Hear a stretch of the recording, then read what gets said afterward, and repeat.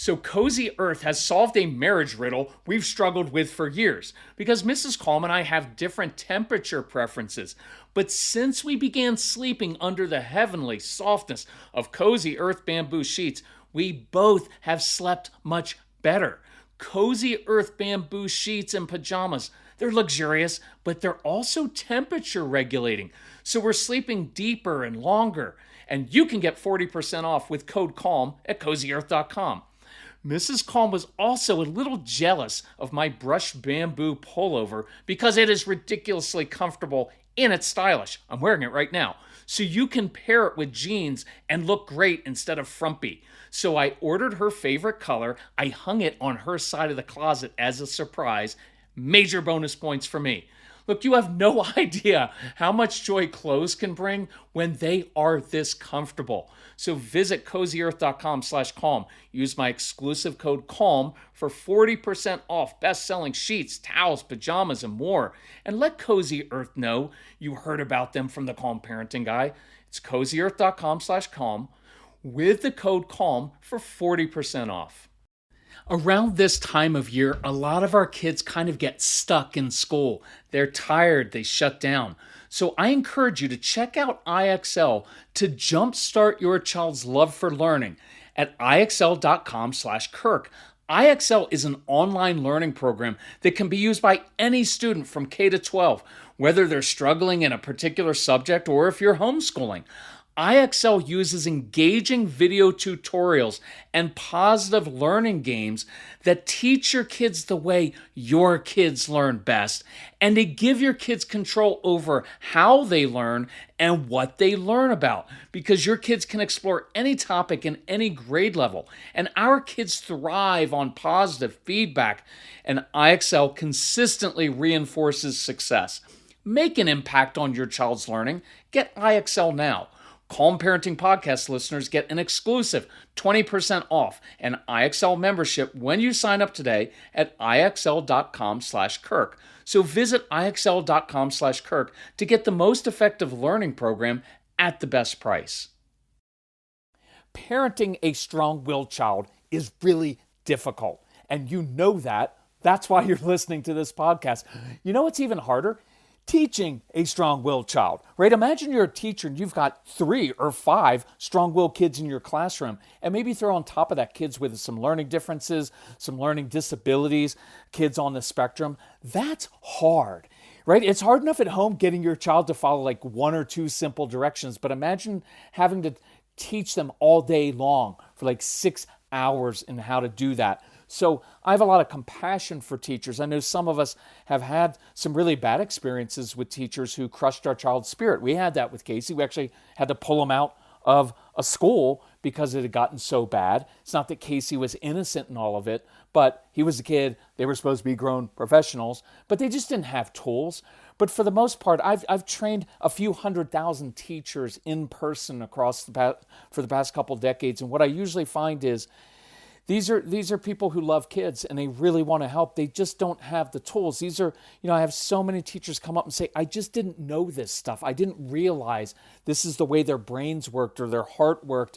And these are teachers who go home at night and they agonize over this because they really want to help.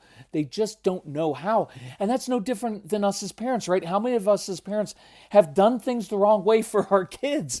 And we thought, well, this is the way I was raised. This is the right way. And then you find out, oh my gosh, I'm messing that up big time. But our hearts were in the right place. We just didn't have the tools. So I want to try to give you some tools. So for those who don't know, this is Kirk Martin, founder of Celebrate Calm. You can find us at Celebrate Calm. If you need anything, reach out to our son Casey, Casey at celebratecalm.com. Definitely a strong-willed kid who struggled in school.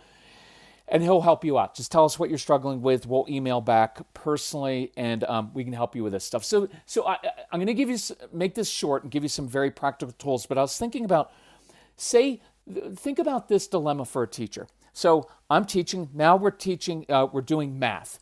But I look over at this kid, and his name is, we'll call him Jeremy, and he's sitting in my class reading a book, but we're in math class, right? And so he's not following directions. And so what do we do in that situation? And the normal response from a teacher is going to be, Jeremy, put away the book, put away their book. It's not, It's not reading time anymore. It's math class. And then Jeremy hesitates. Like, you know this because your kids do this at home too. And now the tone of voice gets a little sharper. Jeremy, if you can't follow directions in my class, you are going to end up losing fill in the blank, recess, class field trip, whatever it is. And now it becomes this face-off, and now we're kind of declaring power struggle. And my tone gets negative. I don't know how many times I have to tell you, they do the same thing we do as parents. And what happens to the child? Jeremy will put away his book, but inside his heart, here's what's just developed. This defensive posture that says, this teacher doesn't understand me. This teacher, this person, this human does not like me. They don't like me. And how many of your kids have come home from school the first day of school? Teacher doesn't like me. Some of them are super sensitive, but some of them actually pick up on the real vibe, which is the teacher doesn't like them. And it becomes negative. And what happens in their heart? They begin to shut down. And then that's when the real defiance does start, because inside the child's heart comes this little feeling of, you know what? Screw you. Screw you. You don't like me. So you already think I'm a bad kid. So guess what? I'm just going to double down. I'll just become the bad kid. What are you going to do to me? I don't really care about your consequences. Same thing happens at school that happens at home. And so what I try to give teachers is alternatives, some different scripts to use. Because when the teacher said this, Jeremy, you need to put away your book. If you can't put away your book, you're not following directions, you're going to lose recess. She didn't do anything wrong, but it just doesn't work. But imagine that this teacher looked down at Jeremy and said, Jeremy, you know what I love about you? And she says this in front of the whole class because, look, we're used to correcting kids in front of their siblings, in front of the whole class. So we may as well make this public and do it in a good way, in a positive way. Jeremy, you know what I love about you? You love to read. You know what I know about people who read? They're curious people. They love to learn, and they're the brightest people in the world. Reading opens up new worlds to you. I love that you want to read. Look, it's math class right now, so I need you to put away your book. And notice how you say that. See, there was no negativity in there. It's just a statement of fact. It's math class. You need to put away your book. And here are a couple options. Hey, after class, I want to know what you're reading, because I can tell you're really into it. Guess what? I love to read too. And sometimes at night when I'm supposed to be eating or going to sleep or doing something else, I just get absorbed into my book. So I want to know what you're reading. See, now I've just bonded with the child over something that's really positive, reading, instead of just creating a power struggle over it. The other options say, hey, you know what's, Jeremy, look, after we come in from recess or after lunch, if you want, I will give you 2 minutes in front of class to share what you're reading about, because I would love for all the other kids in class to be as curious as you are. Think what that does to this child's psyche and the relationship between the teacher and the child, because now I've just acknowledged what you're doing is a really good thing and I want to encourage it. It's just not the right time for it. And I pointed out the positive traits. You're curious. You love to learn. It's a sign of really bright people with good imaginations. See, that will get the child to put his book away, but now he feels good about himself. And I guarantee you in math class, he's going to be more ready, more willing to learn. And when that teacher asks him or her, whatever your child is, to do things, your kids are going to be more likely to do that. It's no different than at home. When I connect with a child, because right, it is relationships and connection that change behavior, not consequences. So here's an idea for you, because I get this a lot of like, how can we get through to the teacher to help our son or daughter in the right way? And so here's a sample email I may send to my child's teacher, and it sounds like this. Hey, dear Mrs. Henderson, I appreciate how challenging it can be to teach kids like Beckham. You and I share the same goal, to ensure that Beckham is a curious student who loves to learn.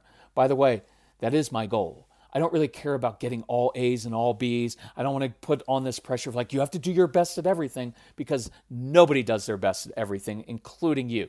We do our best at the right things, but not everything. But my goal is to raise a curious kid who loves to learn.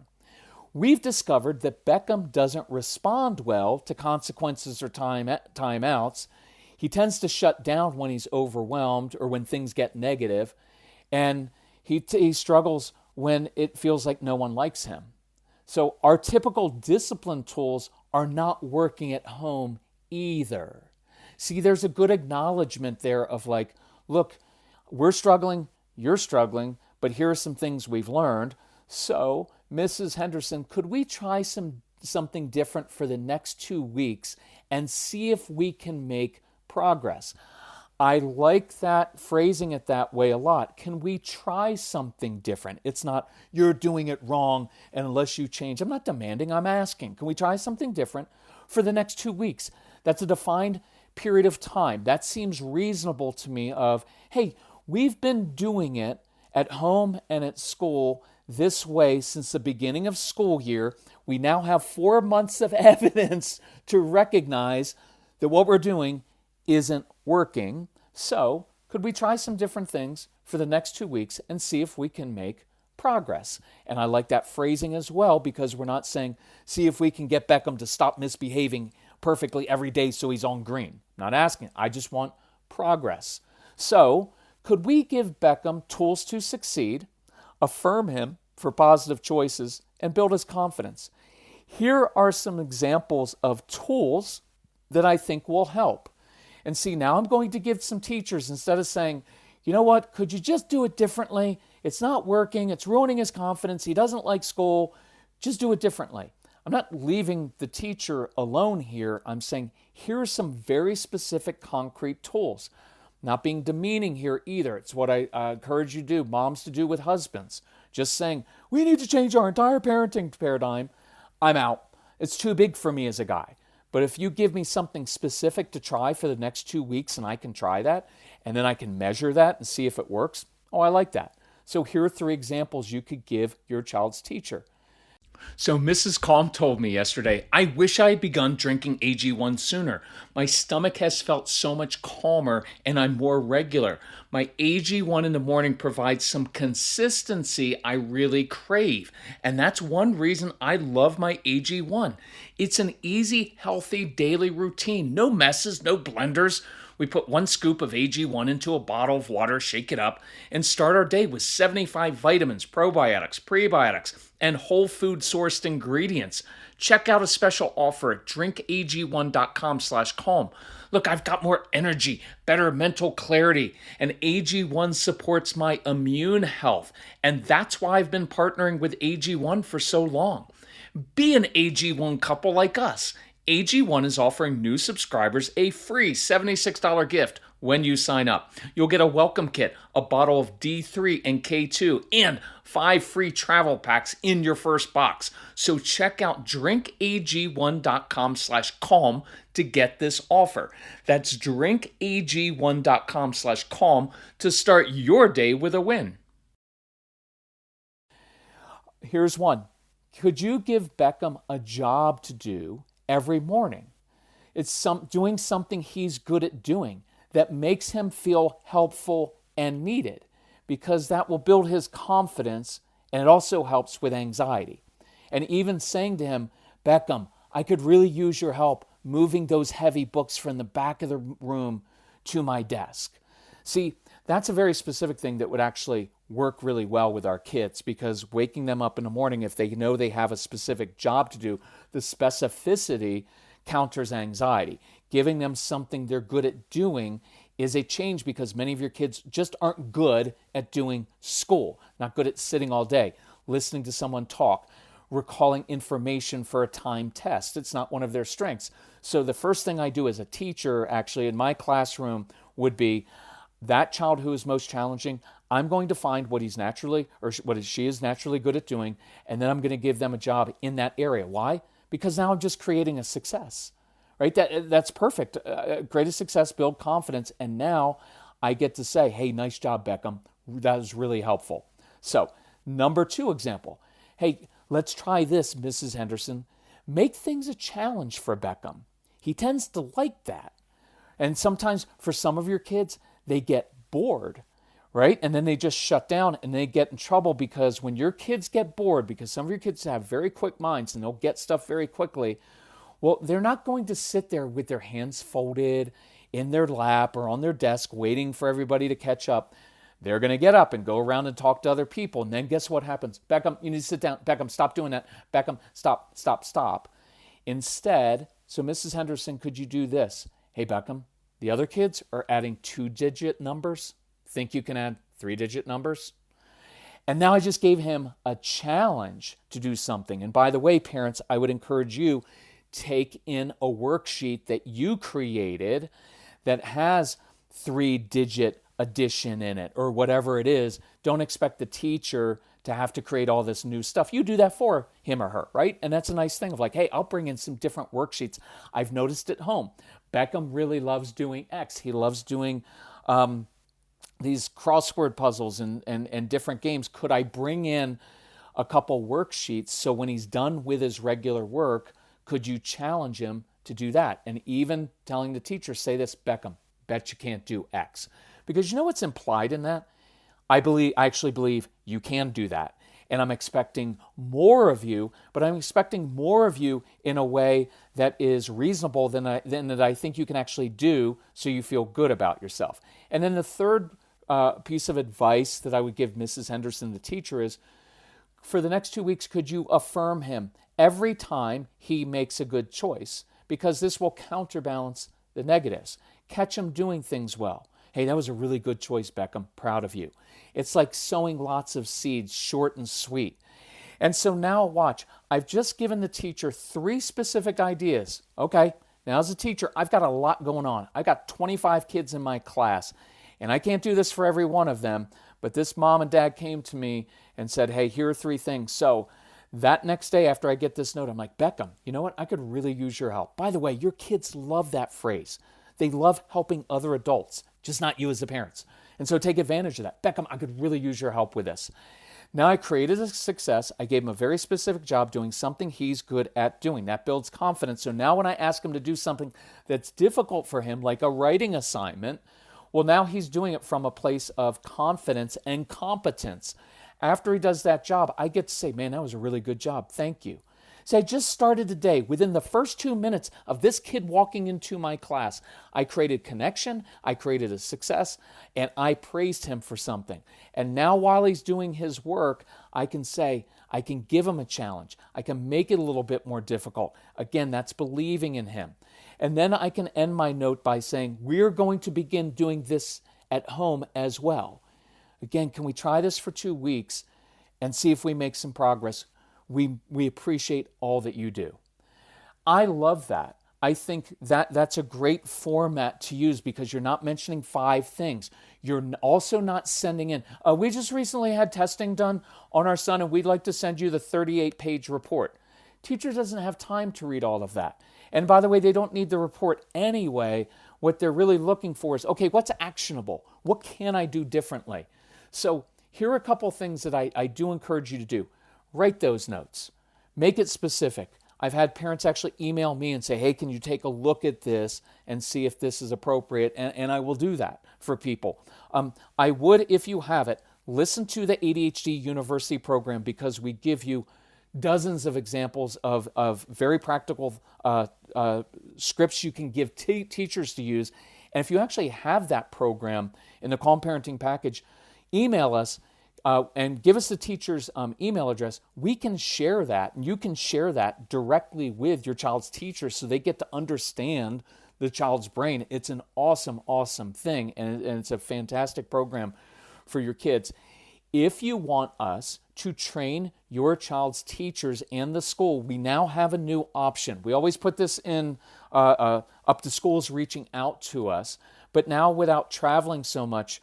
And look, the truth is, for me to train a school's teachers and I have to travel there, costs a lot of money. And professional development training, usually if you ask a school, is going to be anywhere between $2,500, $3,500, $5,000, $7,500 to train all the school's teachers. I can do it right online via Zoom, and teachers love our training because it's really practical and we give them scripts to use. And if look, it's hard to convince a school, hey, this guy's really great. You should pay him $3,500 to come to your school. That's a hard sell, right? And we've done it hundreds of times throughout, but we just create an option to make it easy, which is you can go on and buy that, purchase that for your school, and you can do that. It's $750. That's Look, I'm just being honest with this stuff. Casey and I talk about this, and we're like, okay, how low can we go where it's still, right? If you go too low, then in some ways, look, it's not a pride thing, but it's like, man, I want people to value it, right? But I don't want to make it so expensive. And at this point in my life, I charge a lot because I'm really good at this and I'm older.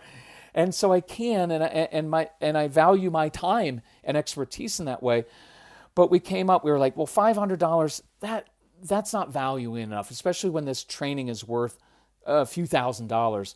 But $1,000, maybe that's a lot of money to ask a parent, or even nowadays sometimes a school with stretched budget to do it. So I thought, it's $750 to train 15, 20, 30, 50, 100. I don't care how many teachers it is. That number of teachers, right? That's a really good price. And so I will feel, look, again, I'm just being honest with this. I will feel good about it. I'm like, you know what? That's worth it to me. That's compensating me for my time, for my expertise, for the energy I put into this, because it'll be a 60-minute, 90-minute training. We could do 2 hours, but I found with teachers, 75 to 90 minutes of me just boom, boom, boom. I get a lot done then, and it's valuable. All the school's teachers will have all of this information and insight, and it's still affordable. So if you go onto the website at celebratecalm.com, and you look up, it'll say book live training. Click on that tab, and you can book a parenting event if you want. But I'm focusing that on the teachers. You can actually go there and just book it right now. And then what will happen is we will coordinate with the school to schedule a professional development training via Zoom, and we'll do it around their schedule. And if the principal says, hey, we want to do it on the second Tuesday in April at 3 p.m. our time after the teachers get out of school, I'm like, boom, done. We'll make that work. And then their teachers have all of this insight into your kids and these strategies, and it's a really nice gift to give a school. So if your school wants to do it directly, then send it to them and they can do it. But anyway, it's an option for you. So listen, thank you for listening. Thanks for sharing this podcast. I'm going to continue to keep doing some podcasts specifically for teachers in classroom situations. And we have some of those already in our catalog, so feel free to share those. But again, if you need anything, reach out to Casey, Casey at celebratecalm.com. We want to help your family. Love you all. Talk to you soon. Bye-bye.